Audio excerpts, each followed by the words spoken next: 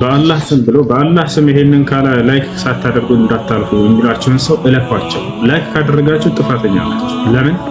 ለአላህ ስም እነዚህ ሰዎች መነገጫ ለእነርሱ ላይክ መለቃቀሚያ እያደረጉ ነው። ለአላህ ስም ኢህቲራም የለም፣ ክብር የለም። የእናንተ ላይክ መልቀሚያ ነው የአላህ ስም። ቪዲዮ ይሰራና አንተ ሙስሊም ከሆንክ ይሄንን ሸር ሳታደርግ እንዳታልፍ ይላል። ላ ሙስሊም ነኝ ሸር አደርግ ድብን ያልኩ ሙስሊም ነኝ፣ ነገር ግን ሸር አላደርግም። አንተ ቪዲዮ ምንም እንዳትሰሟቸው፣ እንዳታደርጉላቸው፣ አታበረታቷቸው። እንደውም እነዚህ አንዳንድ ሰው ተጨናንቆ እየጠላ ይሰማል። በቃ ያንን ነገር እንደው በአላህ ተብያለሁኝ ካለፍኩ ወንጀለኛ ነው የምሆነው ብሎ ቁጭ አድርጎ ያዳምጥ። እንዳትሰሟቸው። ሼክ ሷሊህ አልፈውዛን ተጠየቁ። ይሄንን ለ10 ሺህ ካላደረክ እንደዚህ ሙስሊም አይደለም የሚሉናል ምናምን ምን እናድርግ ተባሉ።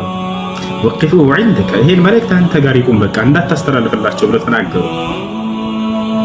ወጣቸውና የአላህ ስም መነገጃ አይደለም ነው ለነዚህ ሰዎች መልእክታችን። ጥሩ ነገር ከሆነ የምታስተላልፈው አስተላልፍና መልእክትህን በቃ خلاص ተው ለአላህ ስትል አንድም ሰው እንኳን ቢሰማው ትል አንተ አጅር ታገኝበታለህ። ወጣቸውና ወያእቲ ነቢይ ወለይሰ መዐሁ አሐድ አሉ ነቢ ሰለላሁ ዐለይሂ ወሰለም። የትንሣኤ ቀን አንድ ነቢይ ይመጣል ምንም እንኳን ተከታይን ሳያፈራ ነው። ይሄ ነቢይ ግን ደረጃውን ተቀንሶበታል? አልተቀነሰበትም።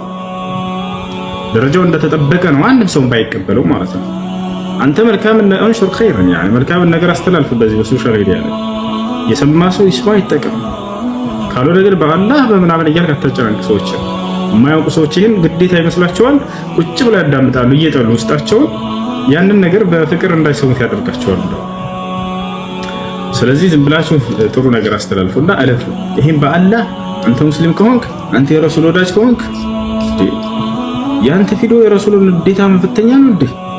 ያንተ ቪዲዮ የሙስሊምነቱን መፈተኛ ነው እንዴ? ሰውየው እንዲህ አይነት ሰዎችን ላይክ አታድርጉላችሁ፣ አታበረ